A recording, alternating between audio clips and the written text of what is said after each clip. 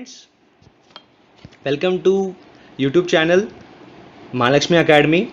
So today's topic is principle of surveying. So here principle of surveying, we have basically two principles of surveying, which is location of a point from two known points, and second one is whole to part. We will discuss in brief location of point from two known points. The new station should always be fixed by at least two measurements, which may be linear or angular, from the fixed reference point. And second one, linear measurements refers to the horizontal distance measured by chain or tape. So this is a linear measurement, a straight horizontal distance, and the angular measurement is nothing but if to this point we have angles, then this is an angular measurements. So angular measurements refers to the magnetic bearing, we called in surveying called as magnetic bearing or horizontal angle.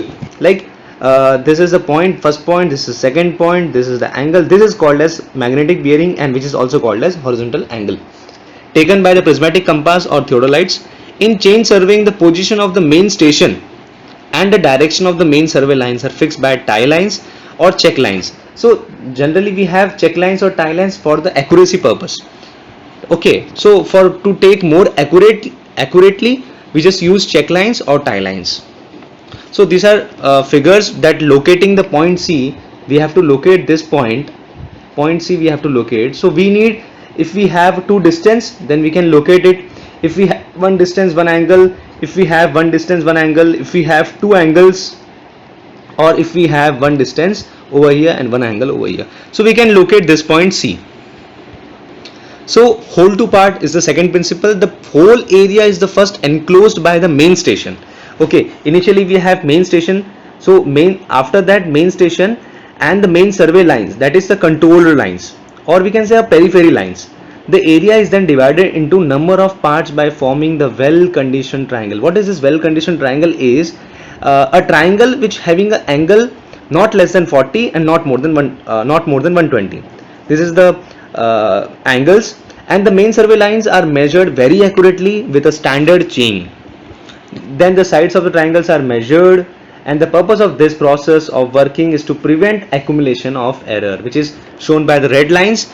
During this procedure, if there is an error in the measurement of any side of the triangle, then it will be not affected by the whole work. This is an important point, not affected by the whole work.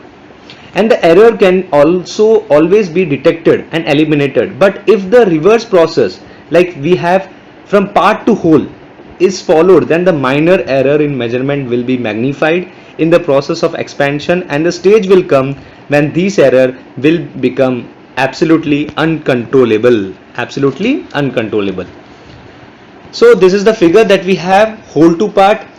This is a well conditioned triangle ACB, then we have a triangle DEF, then we have a triangle HGI. So this is, we have shown ABC is greater than or equal to DEF or greater than or equal to GHI. So this is the process of whole to part. So thank you very much. Please like, share and subscribe to our YouTube channel Mahalakshmi Academy.